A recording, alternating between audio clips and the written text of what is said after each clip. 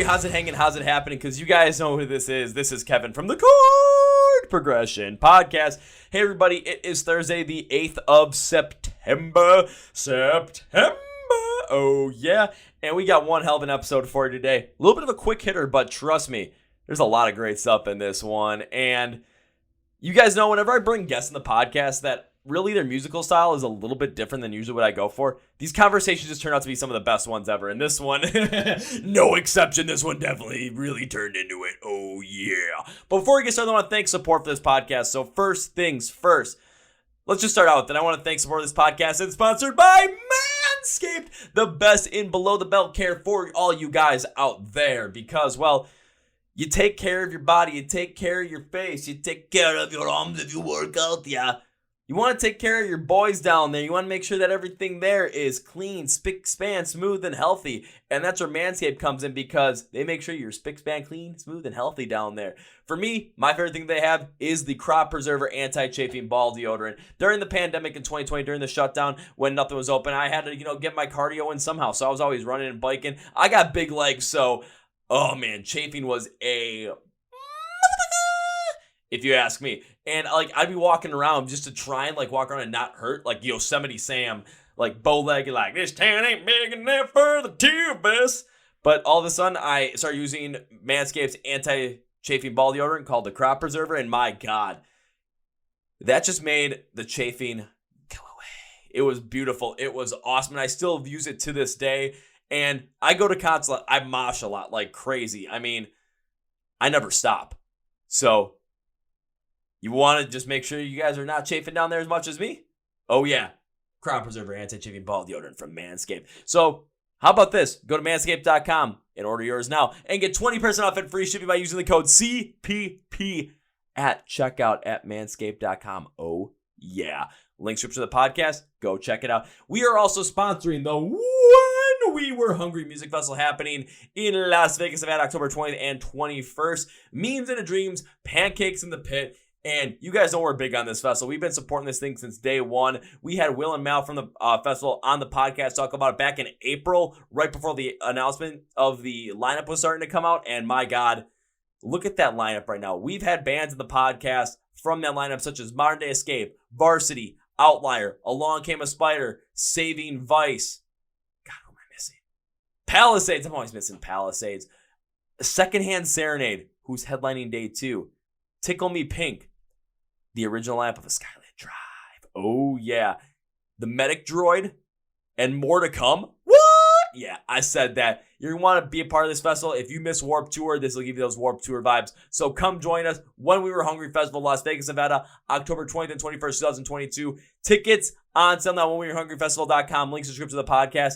Come join us. Let's have some fun. Now time for a feature presentation. So, alt pop, pop rock, alternative rock, kind of all fits within there, but this band is called Eat Your Heart Out, and they have a brand new album called Can't Stay Forever coming out on September 9th. And I got to talk to the lead singer, Caitin, on this podcast. We got to talk about a little bit about the album. We talk about the album release process. We talk about their song Sour. But that's when things really take a turn for the interesting, where we start talking about MySpace, TikTok, and how they're oddly connected in a way when it comes to music discovery, music exposure.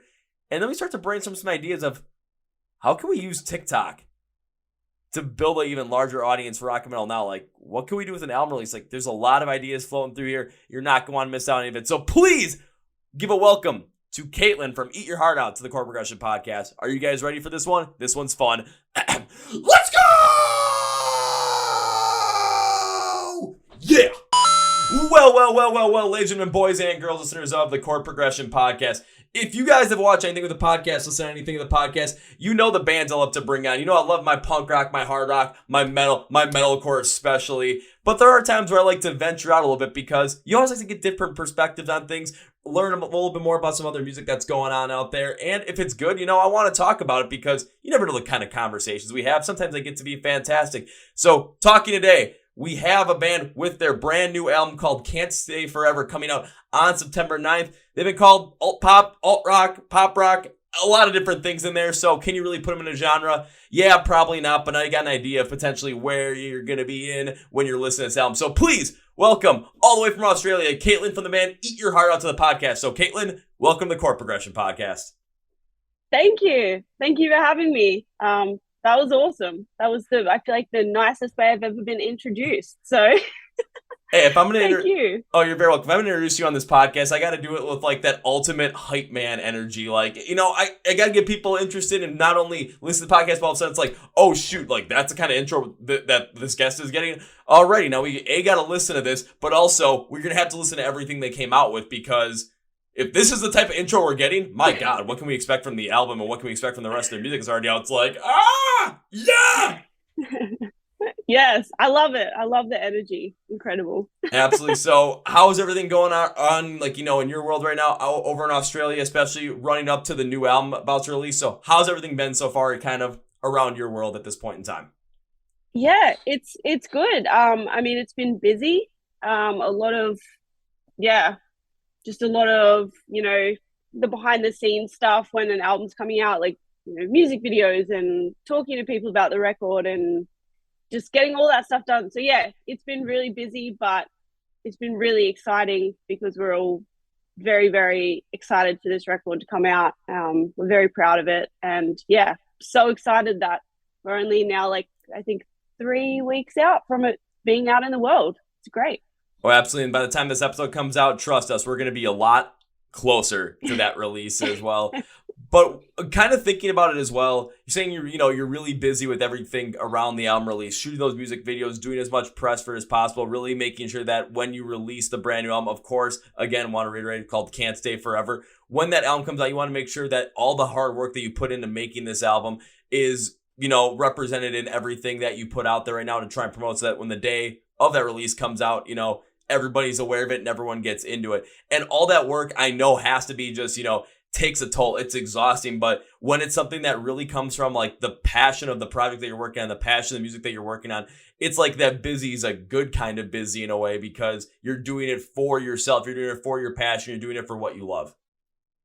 Yes, that's so true. I think, is that the expression a labor of love? I think that's appropriate for band stuff, because yeah, it is busy, but it's great kind of busy. It's like my favorite kind of busy, because yeah, it's everything that you work towards, and then you finally get to put this like thing that you created out in the world. And yeah, you just want, hopefully as many people as possible to listen to it and to enjoy it. So yeah, you do as much as you can to hopefully have it reach as many people as possible. So yeah, it's great. It's busy, but it's good busy. It's exciting busy.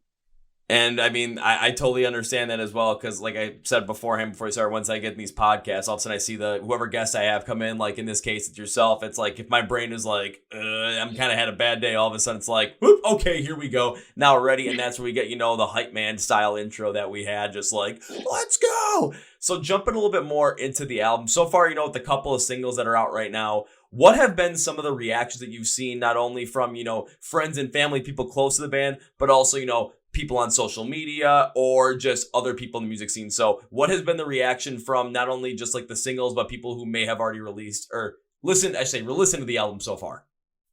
Yeah. I mean, it's been all really, really positive so far. So like, everyone that's heard the new singles online, like, it's just been overwhelmingly positive reaction. And everyone that's heard, like our friends and family that have heard the whole record, are all really, really stoked, which, I mean, sometimes you're like, are you just saying that you like it because you're my friend? Like, would you really tell me, if you didn't like it? But I trust them. I trust they would. But yeah, so people have been really enjoying it, I think. And like the first couple of singles were all sort of ones that we're not very good at like making these decisions on our own. So we usually do ask, like our management and like the label and like friends that have heard the record, like, which song stands out to you as what do you think you would like to hear as a single? So that's pretty much how a lot of them were, well, all of them were chosen, was like getting those opinions from everybody and making the choice that way. So yeah, it's collaborative in that way. But to answer the original question, it's been very positive and it's very exciting, and it makes us feel very happy that people are enjoying it so far. Well, it has to make you feel good because, again, like you said, the labor of love thing, this is your passion. This is you putting, like, especially as a band, everybody's emotions into this, putting everything out there to express every single message, every single meaning that these songs have to everybody. So if people are really picking up on that, not just family and friends, but of course, the label that you're working with other people around there that may or may not have like as close of a relationship with you personally. So it kind of like, especially because I'm thinking about too, like friends and family, when I show them some stuff at times is, if they really like it, they'll tell me they like it. Sometimes they don't like, they're like, oh, we're going to tell you like it's good to be nice. But when you're getting that, like, we're really enjoying this from all different levels of the spectrum, from, friends and family to the label to fans that you've never really met before, but are posting online about this stuff, putting comments on Facebook, on Instagram, stuff on TikTok, on the YouTube videos. It just adds up to really show that this record and the music that you're making, it's not just people saying it's nice, it's good because they're trying to be nice. No, they're saying it in a genuine way, especially if everyone as a collective is really coming in and saying that exact same thing. Yeah. I mean, yeah, I hope you're right. Obviously, we're so like on the inside that it's like that's what you want to hope is the case. But I feel like especially with the track Sour, my mum like texted me and she was like, I really love the new song. So I was like, I feel like if mum, is on board and she's like, I love this, she's always supportive, but specifically, she's like, I really like this one song. So I'm like, that must be doing something right if mum's on board with that one. Oh, especially if she goes out of her way to actually just straight up text you that instead of just like, oh, you got a new song out? Can you send it to me so I can listen? No, she listened to it on her own and then just sent it to you right away. Like, that says something else as well, where the actions are already in motion from her. It just stands out as more of this much more genuine thing from her. So it's got to make you feel good. Yeah, it definitely does. It definitely does. Yeah, it's just, yeah, sometimes it's like just wild to think about the fact that you make this art and then put it out there and then people like listen to it. And then, I don't know, the whole thing sometimes is just like a bit mind blowing. So when it's a positive reaction, it's amazing. It's all you can really ask for. Now, let me ask you this. When your mom texted you about Sour saying she liked it, was there any like specific piece that she picked out of the song or any specific aspect of the song that she picked out was the thing that really had her latch onto it? I don't remember actually. I think she just said I really like the new song. Like I think she said that she thinks it's really catchy. Like she likes, yeah, sort of how catchy it is. So yeah, and I mean, my parents would always like, have a lot of music on, so they love a good catchy song they can sing along to. So I was like, cool. If my mum would jam this, then it must be kind of catchy. Totally understandable, because I was looking to see, basically ask if what she potentially thought is like the thing that really brought her in and really like stood out to her was what stood out to me when I listened to the track, really looked through it, really went through it to get a better understanding of it, to see, why was I drawn to this track at the same point in time as well, especially with me basically liking any kind of music where all of a sudden someone goes blah, and in a mosh pit I can slam into somebody. Like that's yeah. Like, that's my kind of thing. But when I was going through it, there were two things that really stuck out to the song Sour, to me specifically, which really made it had more of that catchy kind of feel. And one was especially in the intro, it seemed like that guitar tone, it had more of this like hi-fi kind of feel to really bring out a lot more of this like large wave of overall positive emotions in the song. So it just really kind of had that catchy kind of vibe, but also bringing out this positivity in times where, especially when I listen to music, a lot of people talk about very serious topics, talk about depression, suicidal tendencies,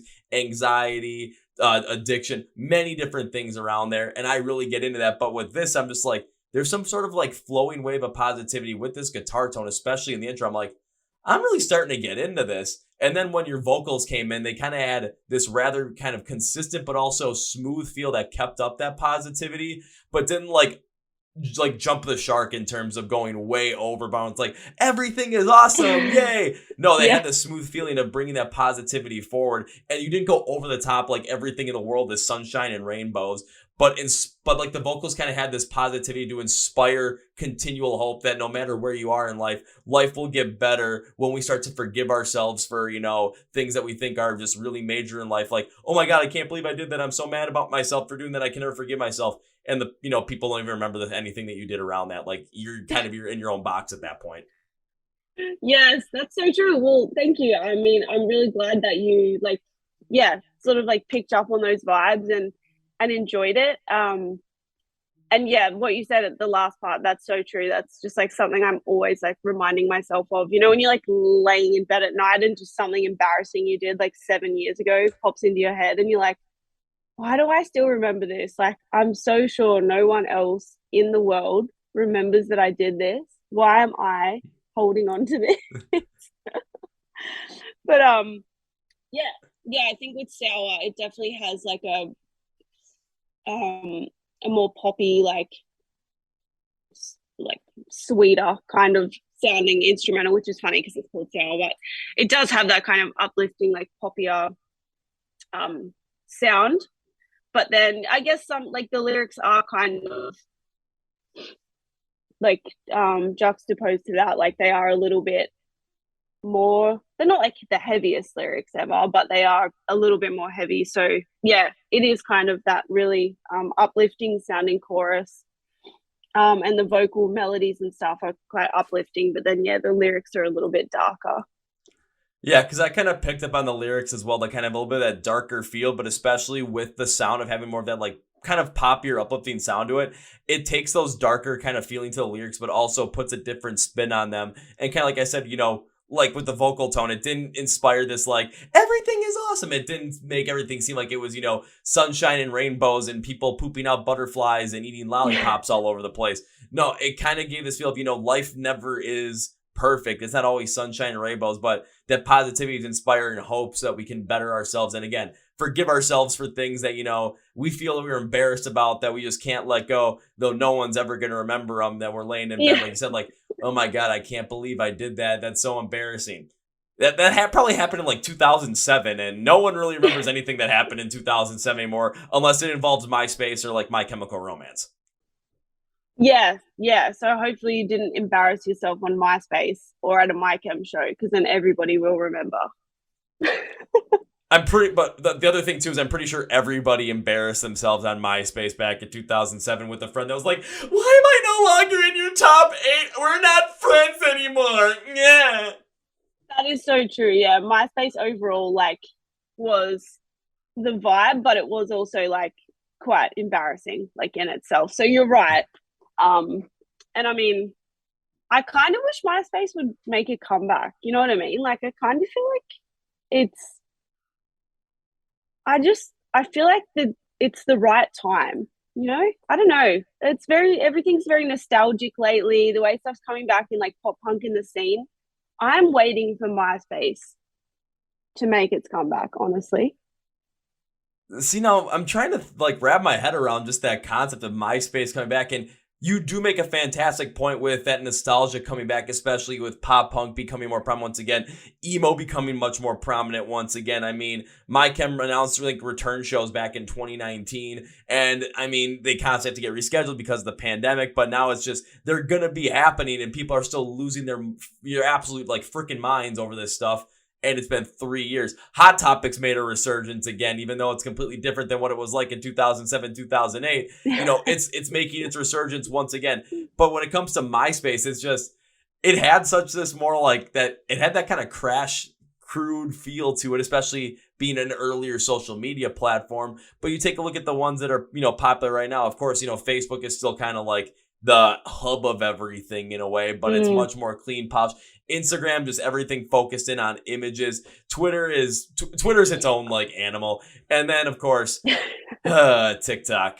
I'm showing my age right there by going, TikTok. But when you go back to think about MySpace too, it kind of it really adds that nostalgic feel, but also just kind of brings back, I think another big key of it is especially from a platform standpoint, think about how much music and how many bands really got like such a big start because of MySpace, because of what they're able to do, and because every time you clicked on someone's profile, that song would start, and all of a sudden it's like Everyone's clicking on it. Okay, what's going to be the song? It's either going to be Welcome to the Black Parade or Sugar We're Going Down Swinging. Or if you're someone like me, all of a sudden it was like the first Hollywood Undead song that ever came out. Oh my gosh. Yes. But that is a good point. MySpace obviously, yeah, did a lot for music in that way. And I know that you said, TikTok. I was the same. I've only recently got on there because for the band Rollout, essentially, it was that classic thing where, like, you know, the higher ups like, we have to be on TikTok. Mm-hmm. And now I actually do. I have started to enjoy it, but it's kind of the same in that way of like, you click on a video and you're like, what is this sound? And then you like, you know, go to the sound and you're like, oh, I found this new thing. So I'd never really thought about it that way, but it almost does have that like MySpace vibe of actually like bringing new sounds forward. Like, obviously everyone knows songs go viral on TikTok, and that's like the number one way to become like the biggest band in the world now, is like get a viral song on TikTok. But yeah, it is kind of cool in that way that it almost has that element of like the MySpace music where you click on someone's video and you're like, oh, this is a new song I haven't heard. Maybe I'll put this on my profile.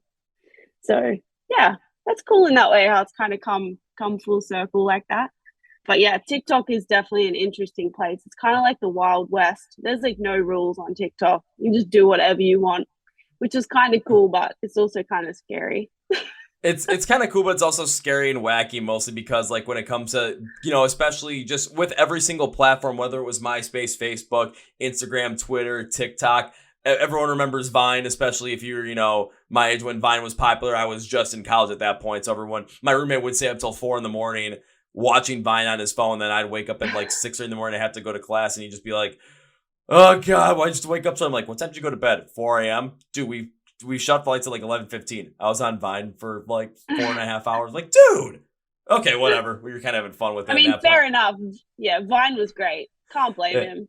Yeah, but like kind of taking a look at that whole entire like audio and music aspect of it, where kind of bringing it full circle, it does have that point to it where when it comes to TikTok, of course, that platform is going to have its very own style of like what videos hit, what videos really don't hit, what kind of content hits on there. For myself, I'm still trying to, you know, understand what's going to be the big thing and figure that out for the podcast. But yeah, it's could be going better. Not going to lie. It's going to take some time, but I'll figure it out eventually.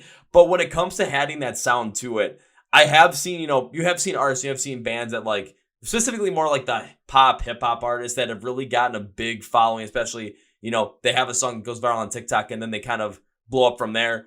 But I haven't really seen, and you can correct me if I'm wrong, you or anyone that's watching or listening, if there has been like an artist that like had a song go viral on TikTok and then that kind of level of, you know, going viral and that level of newfound fandom and newfound attention, they were able to not only sustain it, but grow it like bands in the MySpace era had done. Like, again, Fall Out Boy, Panic at the Disco, Hollywood Undead towards the end of that. Black Veil Brides. Just, has really anyone had that time where they had a song go viral on TikTok and that was the thing that broke them out and then was able to sustain it going forward? Yeah, I mean, again, I could be wrong because I'm not the expert either, but I don't know anyone immediately off the top of my head that's happened to. But I also feel like that's kind of like it's a big difference, I think, now from like music back then. Like you're obviously the same. Like, I listen to so much of that music still. Like, it's like my go-to. Like, it's, you know, it's my main kind of thing that I'll go back and listen to, is like all that nostalgic sort of like emo music. And it's obviously still sustained, but I think there's songs on like that get big on TikTok now. Obviously in like 10 years or so, we'll see, but it kind of feels like they do get massive for a moment, but then they're gone. Because like our attention spans are so short now. It's like I don't know, not necessarily because the music is any worse or anything, but like they just don't have the same staying power as that music from back, you know, in the MySpace era. And I don't know if that is just because our attention spans are like that, or just because that music for like sort of our generation specifically like holds such a special place that it just like it's always there. So I don't know.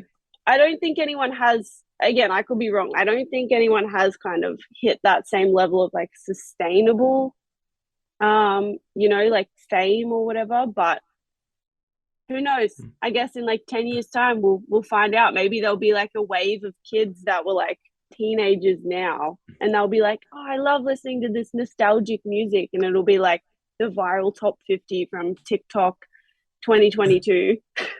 Yeah, it'll be the viral top 50 from TikTok 2022 at the same, and then I'll be like, oh, I don't remember any of this stuff. All of a sudden, all right, guys, I gotta go. I'm going to see a Day to Remember in concert. I'll see you guys later. Yes. My camera finally playing those rescheduled dates. I'm gonna head out. Yeah, finally able to see him, after like 11, after, what was it, like 6-7 years of not being a band, and then 11 years of postponing the reunion shows.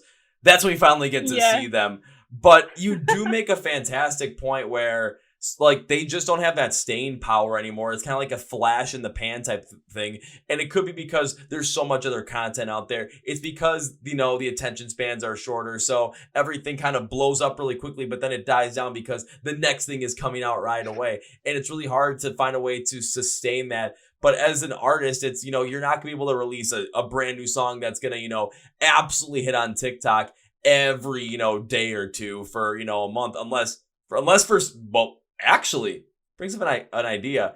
What would happen if you had an album, say it was like 15 tracks long, and you released a new song every single 2 days, but you really focused in on like promoting it on TikTok, so you basically had a month of just like potential viral hits coming out, and then you were in the zeitgeist for an entire month, and all of a sudden everyone's like, oh, we want to listen to the album. Well, you basically kind of had the whole album in a little bit of chunks through those little TikTok sounds that went viral. And now the whole entire album is here, and now you can listen to the whole entire thing. And now basically it's like the top 50 for 2022. You could have 15 of those 50 songs right there. That could be an opportunity, honestly.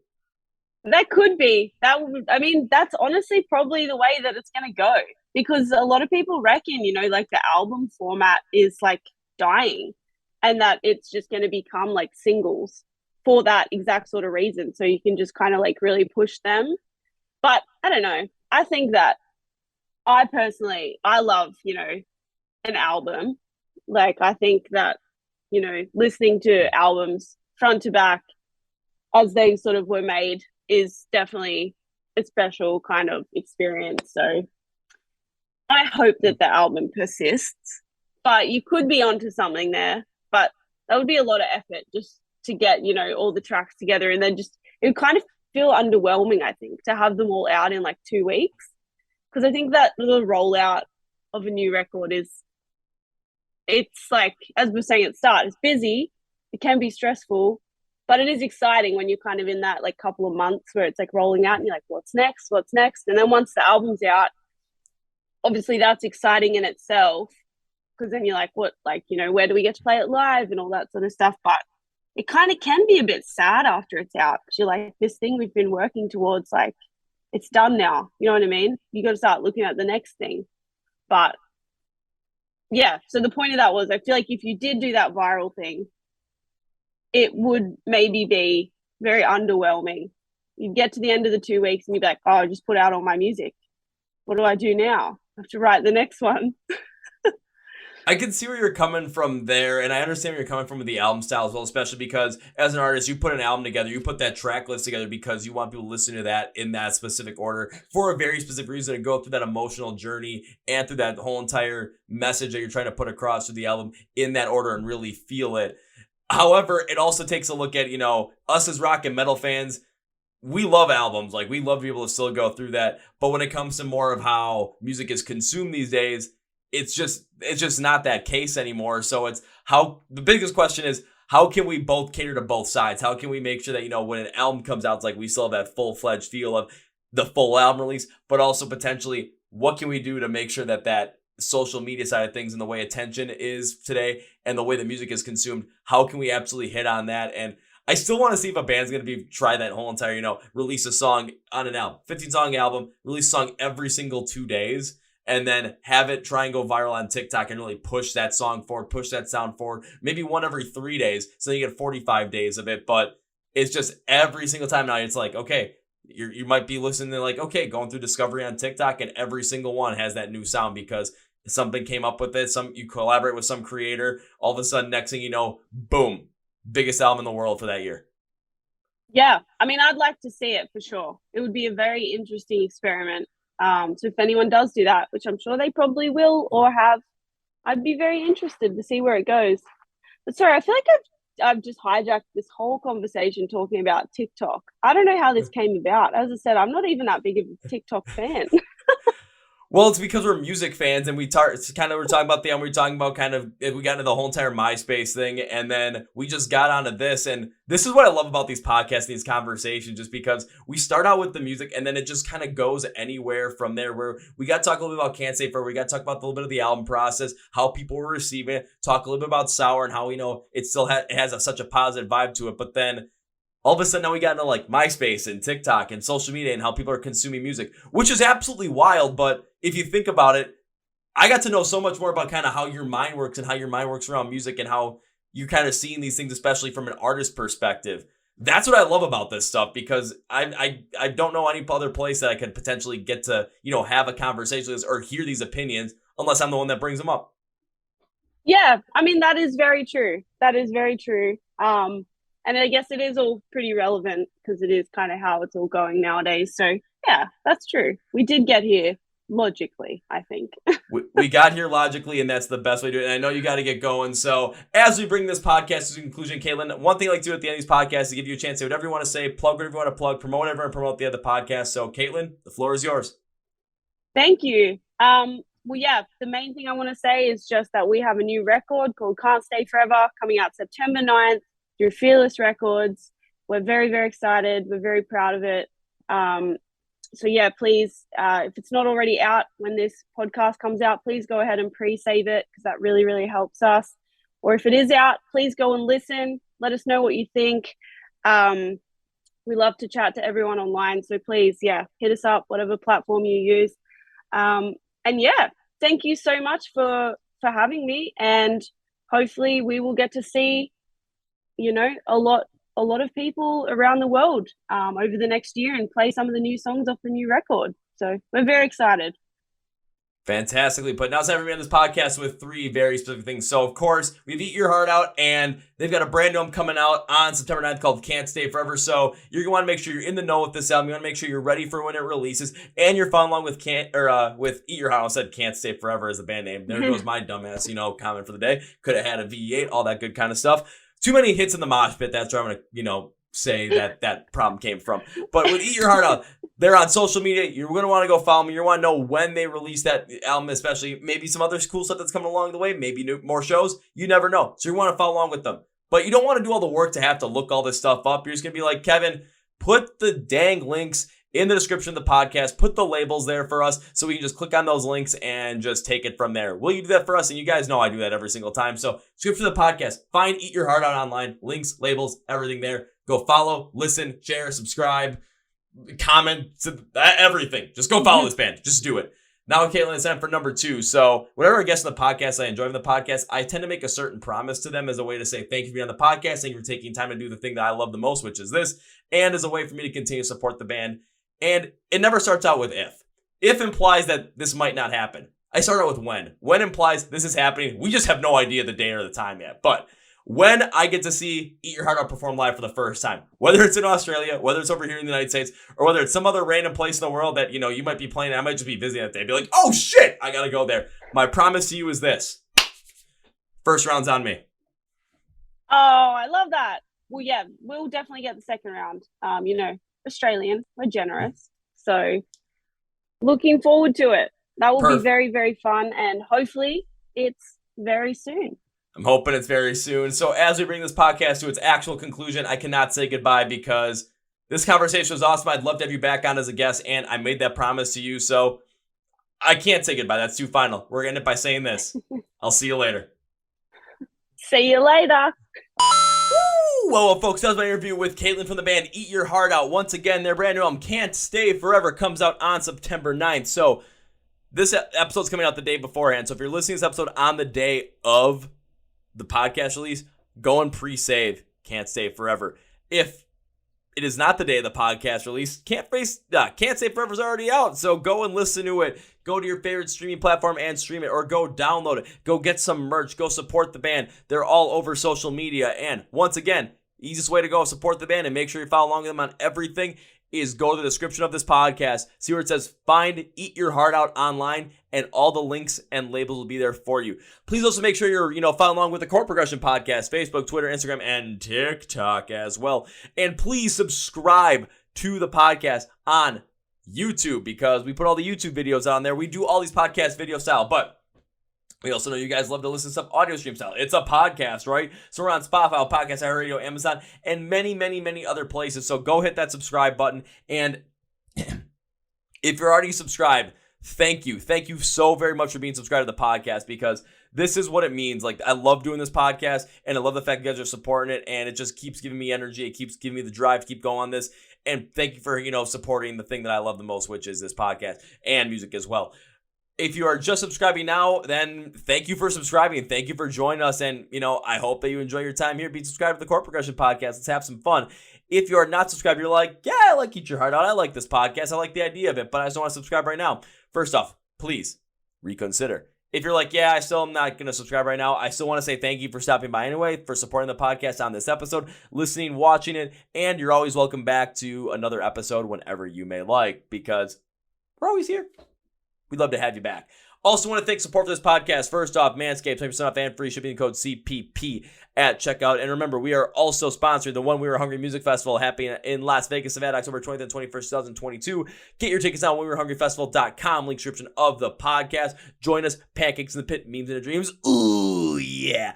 Thank you, Caitin, so very much for being on the podcast today. This conversation was fun as all hell. Next time, we're going to make sure we have a little bit longer time frame to work with because we have so much more that we could easily get into on this. And remember, make it over to the States or I'll make it over to Australia and first round's on me. So on that note, that's going to be it for me today, guys. Thank you for watching and listening to the Chord Progression Podcast.